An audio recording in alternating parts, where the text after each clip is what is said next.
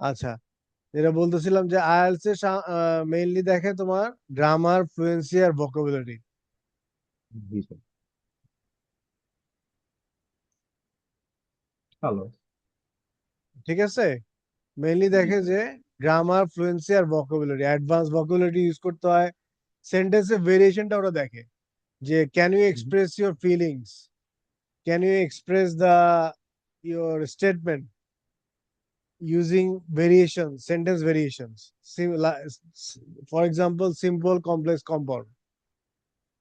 এগুলি ভেরিয়েশন থাকতে হবে তোমার স্পিকিং এ প্লাস রাইটিং এ, which are called productive skills. IELTS এর প্রোডাক্টিভ। রাইটিং আর স্পিকিং হচ্ছে প্রোডাক্টিভ স্কিলস, আর লিসেনিং আর রিডিং হচ্ছে রিসেপটিভ স্কিলস। তো প্রোডাক্টিভ স্কিলস অর রাইটিং আর স্পিকিং এ তোমার সেন্টেন্স ভেরিয়েশন থাকতে হবে, এক্সাম্পল ইউজ করতে হবে। শুধুমাত্র সিম্পল সেন্টেন্স বললে 5 থেকে 5.5 খুব বেশি হলে দিতে পারে। 6 প্লাস 7 এর জন্য তোমাকে you have to use sentence variation. আর কি স্ক্রিনটা দেখতেছো? জি স্যার, আমি দেখছি স্যার। আপনি স্যার বললেন যে এটা হলো productive skill, listening and reading হচ্ছে রিডিং, এটা কি রিসেপটিভ। বল? Receptive, receptive.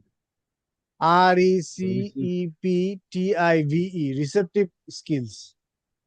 Receptive skills. বুঝতে পারছি। একটা ঠিক আছে, প্রডিউস করতেছে আর একটা রিসিভ করতেছে আর কি। হ্যাঁ, বুঝতে পারছি। স্ক্রিনটা দেখতেছো না? জি sir. Use of sentence, the use of sentence এ sentence structure means how the parts of a sentence, sentence এর parts তিনটা: সাবজেক্ট, ভার্ব, অবজেক্ট, এক্সেট্রা। জি স্যার। তিনটে main part, subject, verb, object.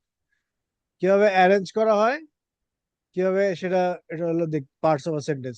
Good sentence structure helps express ideas clearly. একটা ভালো sentence ideas গুলিকে express ঠিক মতো করতে পারে সঠিকভাবে। Show and shows your command of English grammar, এবং তোমার ইংলিশ গ্রামার উপর যে কমান্ডটা আছে সেটাকে শো করতে পারে।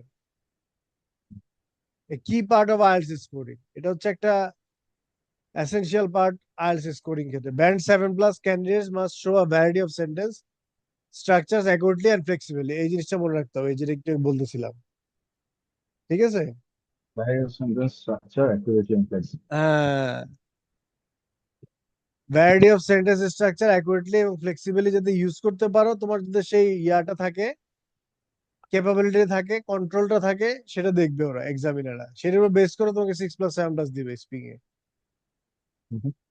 আর প্রোডাক্টিভ স্কিল যেটা বলতেছিলাম, যে রাইটিং আর স্পিকিং এ বাংলাদেশের ম্যাক্সিমাম স্টুডেন্ট খারাপ করে।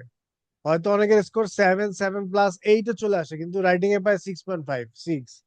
আর স্পিকিং এ খুব আচ্ছা। বেশি হলে 6.5 থেকে 7, এর বেশি পায় না। ওইটা আর কি স্যার, ওইটা তাহলে মনে ওটা হয় হচ্ছে যে তোমার কম প্র্যাকটিসের অভাবে, কম।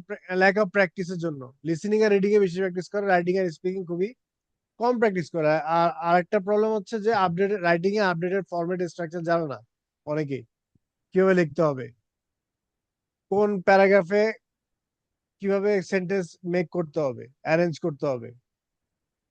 স্যার, আমার প্র্যাকটিস থেকে আমি অ্যাটলিস্ট রাইটিং, যদিও এটা রাইটিং এর পার্ট না, একটু বলি sir.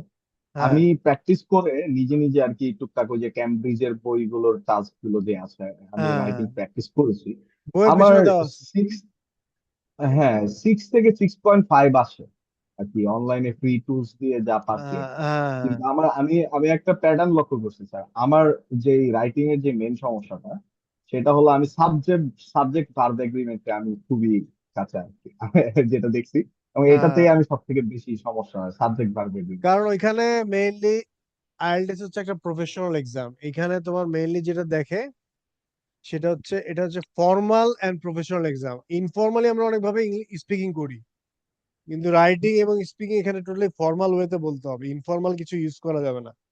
Normal day to day লাইফে আমরা অনেক ওয়ার্ড ইউজ করি, গুড, স্টাফ, অথবা চ্যাটিং করার সময় কমফি, অনেক শর্টকাটে ওয়ার্ড ইউজ অনেক করি, আর কিন্তু কি এগুলি এগুলি শর্টকাট ইউজ আরবান করা, স্ল্যাং ইউজ করা হ্যাঁ, হয়। এগুলি ইউজ করা যাবে না এখানে। টোটালি ফর্মাল এবং প্রফেশনাল একটা এক্সাম হচ্ছে আইএলটিএস। জি এখানে কোনো ইনফর্মাল ওয়ার্ড ইউজ করা যাবে না, শর্টকাট কোনো ওয়ার্ড ইউজ তো করা যাবেই না। এবং ইজি ওয়ার্ড গুলি থেকে একটু অ্যাডভান্স লেভেল ভোকাবুলারি ইউজ করতে হবে, যদি তোমার টার্গেট থাকে 7, 7+। আমি ট্রাই করবো তোমার রাইটিং স্পিকিং দুটো যাতে 7, 7+ আসে। ইনশাল্লাহ। ইনশাল্লাহ হ্যাঁ, আমিও চেষ্টা তোমাকেও করবো। প্র্যাকটিস করতে হবে। আচ্ছা, এবার আমরা Yes. Let's move on to next section. Simple sentence, সবচেয়ে ইজি ওয়ান এবং সবচেয়ে লাইক মোর ওভার ইউজ করি অনেক সময়, অনেক স্টুডেন্ট ওভার ইউজ করতে চায় এটাকে, সেটা করা যাবে না। সিম্পল সেন্টেন্স স্ট্রাকচার হচ্ছে subject plus verb plus object, one independent clause, no dependent clause. For example, many students prefer online classes, এখানে একটাই ইন্ডিপেন্ডেন্ট ক্লজ, এখানে কোনো ডিপেন্ডেন্ট ক্লজ নাই। খেয়াল জি, করছো? স্টুডেন্ট সাবজেক্ট, ভার্ব হলো প্রেফার, আর অনলাইন ক্লাসেস অনলাইন ক্লাস হচ্ছে হলো অবজেক্ট, অবজেক্ট। কিন্তু এখানে কোনো ইন্ডিপেন্ডেন্ট হ্যাঁ, ক্লজ নাই। আবার দেখি the I mean government dependent clause. হচ্ছে সাবজেক্ট, ইনক্রিজড, ইনক্রিজ হচ্ছে ভার্ব, ভার্ব, অবজেক্ট হচ্ছে the budget budget. For education, এটা হচ্ছে অবজেক্ট। তাহলে এখানে কোনো ইন্ডিপেন্ডেন্ট ক্লজ নেই, একটাই, সরি, কোনো ডিপেন্ডেন্ট ক্লজ নেই, একটা ইন্ডিপেন্ডেন্ট ক্লজ। এটা ইউজ করা হয় yes for clarity, but don't over use it, দেখে ওভার ইউজ করা যাবে না। বুঝতে পারছি? ইউজ ফর ক্ল্যারিটি মানে ক্লিয়ার কাট কথা ইয়া করার জন্য, তোমার স্ট্রেট ফরওয়ার্ড কথা বলার জন্য ইউজ করা হয় ক্লিয়ার কাটের, ওভার ইউজ করা যাবে না। আচ্ছা, নেক্সট আসি কম্পাউন্ড সেন্টেন্স। এর স্ট্রাকচারটা দেখি, independent clause plus coordinating conjunction plus আরেকটা ইন্ডিপেন্ডেন্ট ক্লজ। এখন কোঅর্ডিনেটিং কনজাংশন কোনগুলি? এই যে এগুলি, for, and, nor, but, or, yet, so, সংক্ষেপে ফ্যান বয়েজ। এটা হচ্ছে কোঅর্ডিনেটিং কনজাংশন, এগুলি ইউজ করে আমরা কম্পাউন্ড সেন্টেন্স মেক করতে পারি সবচেয়ে ইজি ওয়েতে। Example, some people enjoy city life, একটা independent clause. Coordinating conjunction use করলাম মাঝখানে but, others prefer the countryside, আরেকটা independent clause. I prepare well for the exam, একটা ইন্ডিপেন্ডেন্ট ক্লজ। সো হচ্ছে এখানে coordinating conjunction, I feel very confident, আরেকটা independent clause. এটা use করা কখন? Show balance or contrast between two ideas, two I. দুইটা আইডিয়ার ক্ষেত্রে ব্যালেন্স বা কন্ট্রাস্ট। এখানে নিচেরটা উপরটাতে কন্ট্রাস্ট বোঝাচ্ছে না, but others prefer the countryside, আর নিচেরটাতে বোঝাচ্ছে ব্যালেন্স। বুঝতে পারছি? স্যার, এটা কি টুল ইউজ করতেছেন প্রেজেন্টেশনের জন্য? এটা অ্যাডোবি, অ্যাডোবি। আচ্ছা আচ্ছা, অ্যাডোবি পাওয়ার পয়েন্ট। অ্যাডোবি।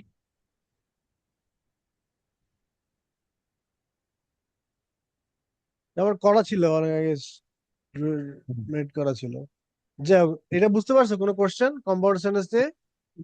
এই না স্যার, কনজাংশন, আমার সো ফার আমি কোঅর্ডিনেটিং বুঝতে কনজাংশন পারছি। গুলো একদম মুখস্থ করে ফেলতে হবে, এগুলি ইউজ করতে হবে তোমাকে। মানে এটা কি স্যার এখানে আছে একটা দুইটা তিনটা সাতটা, এই সাতটাই কি কোঅর্ডিনেটিং? কোঅর্ডিনেটিং কনজাংশন, হ্যাঁ, এর বাইরেও আছে কিছু, জি, বাট মেইনলি এগুলি ইউজ হয়। এগুলো ইউজ। সো বিষয়টা হলো যে এখানে দুইটা ইন্ডিপেন্ডেন্ট ক্লজ আছে which is connected by mask, one হ্যাঁ, coordinating. Connected by one coordinating, এখন প্রথম আইদার শো ইন্ডিপেন্ডেন্ট ক্লজটা, ব্যালেন্স অর কন্ট্রাস্ট। হ্যাঁ, সো এখানে কোনো ডিপেন্ডেন্ট ক্লজ নাই, না দুইটাই কোনো একদম ডিপেন্ডেন্ট, ইন্টারলি দুইটা ইন্ডিপেন্ডেন্ট এবং independent clause. Different sentences. So I feel confident একটা totally independent clause. I feel confident, I হ্যাঁ, ফেল, আই হ্যাঁ, I prepare feel well for the confident, exam, I prepare well for the exam, another এটাও একটা independent clause. Independent clause. Just just দুইটা আইডিয়াতে balance করা বা একটা connection contrast create করার জন্য কনজাংশন হলো so। বুঝতে পারছি sir. So coordinating conjunction use করতেছি আমরা। Any question? No sir, we can move forward. আচ্ছা, কমপ্লেক্স সেন্টেন্স, হ্যাঁ, এটা বেশি ইউজ করতে হবে। সিম্পল, কম্পাউন্ড, কমপ্লেক্স দুইটা তিনটারই ভেরিয়েশন থাকতে হবে। এটা হচ্ছে independent clause plus dependent clause, আর ইউজ করতে হবে মাঝখানে subordinating conjunction, like because, although, while, since, if, unless, when, even though।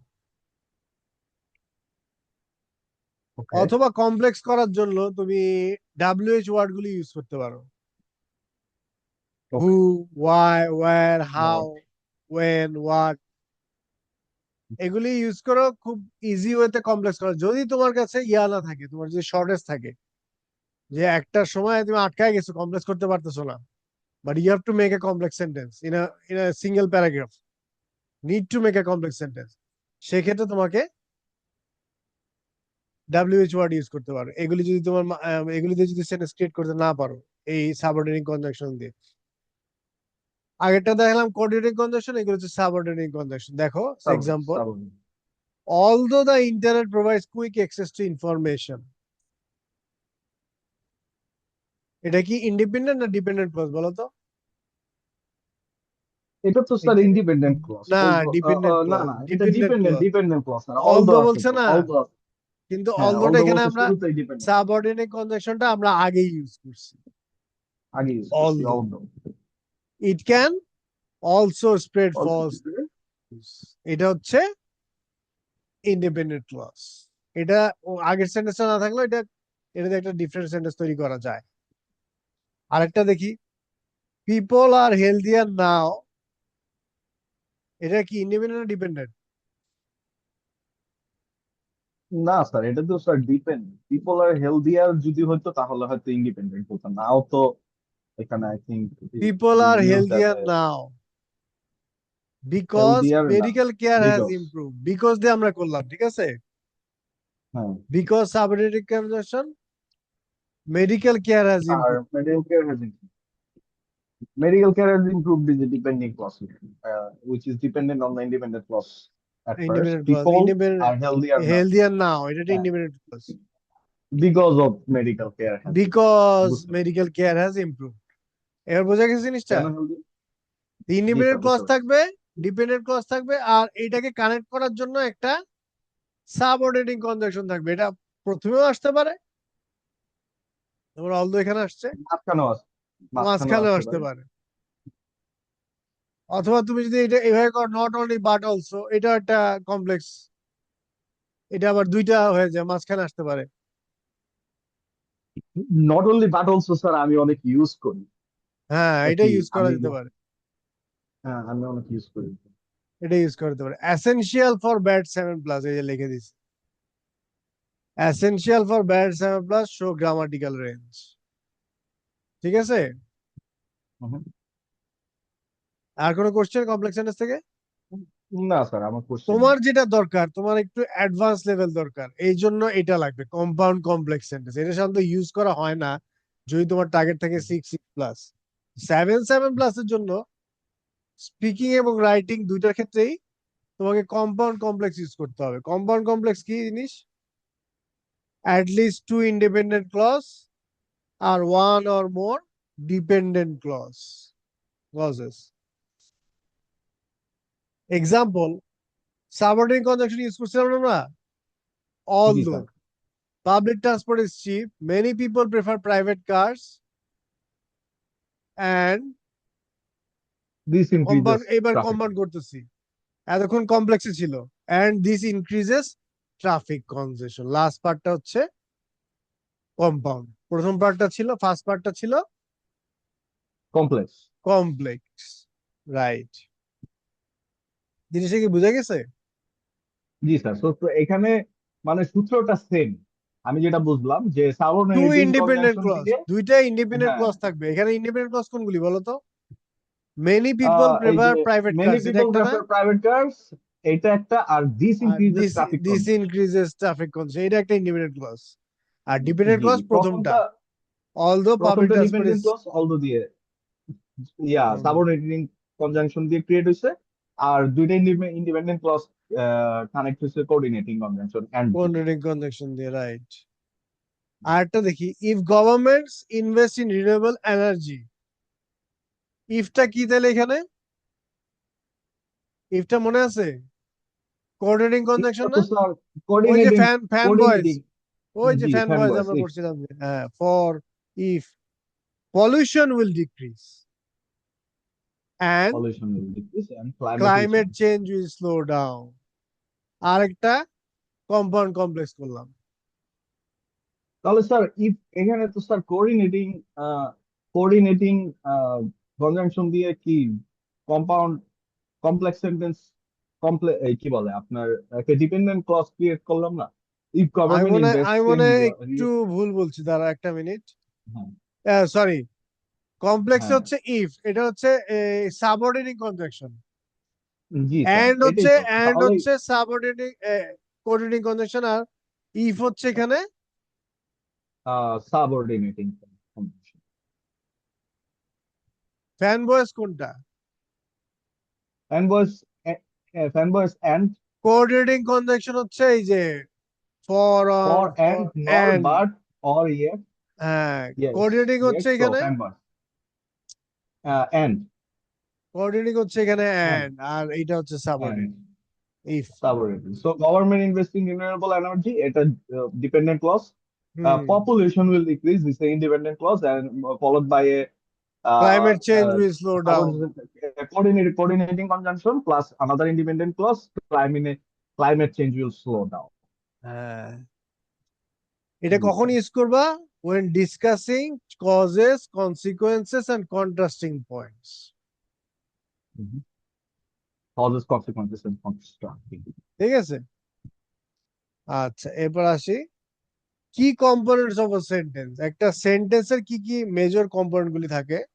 Element, subject, এটার ফাংশনটা কি, who or what the sentence is about, সেন্টেন্সে কি সম্পর্কে, কি বলতেছে। Hmm, example, students often study in libraries.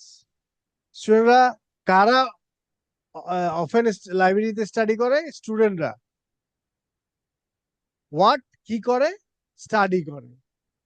এটা সাবজেক্টটাকে এখানে ফোকাস করতেছে। ঠিক আছে, ভার্ব ফাংশন কি? Show, action or stay. They are learning English, কি করতেছে তারা? লার্ন করতেছে ইংলিশ। অ্যাকশন আর স্টে। অবজেক্ট হচ্ছে কি? অ্যাকশন রিসিভ করে। শি রিডস বুকস এভরিডে, সে প্রতিদিন বই পড়ে। Complement, gives more info about subject or object. The class is interesting. ক্লাসটা কেমন? ইন্টারেস্টিং। তো সাবজেক্ট একটা সম্বন্ধে কমপ্লিমেন্ট, ইনফো কমপ্লিমেন্ট দিচ্ছে। কমপ্লিমেন্ট দিচ্ছি। Modifier adds details. When, how, where. He runs quickly in the morning. When কখন দৌড়ায়? Morning A. How কিভাবে দৌড়ায়? কুইকলি। ওয়্যার এর কথা এখানে বলা নেই, মনে করো আমার উল্লেখ করা নাই। But modifier, this are the modifiers. এগুলি মডিফায়ার গুলি ডিটেল অ্যাড করে। ওই যে স্যার হাউ দিয়ে এখানে হয়েছে যে হি রানস হ্যাঁ, he in runs the quickly morning, in the. How হ্যাঁ, এটা তো হি এটা হি তো রানস ভেরি কুইকলি। মডিফায়ার কথা বলতেছে। হ্যাঁ, জি স্যার, বুঝছো এটা? মডিফায়ার ইজ কুইকলি, জি স্যার বুঝতে পারছি। আচ্ছা নেক্সট আরেকটা আছে, tips for arts writing and speaking, দুইটার ক্ষেত্রে এটা applicable. Mix sentence type, simple complex compound, এটা উল্লেখ করতে হবে তোমাকে, এটা অ্যাপ্লাই থাকতে হবে, ইমপ্লিমেন্টেশন থাকতে হবে। Relative clauses, the man who won the prize is my teacher. The man, যে আমার, যে প্রাইজটা দিচ্ছে সে আমার টিচার। Relative clauses.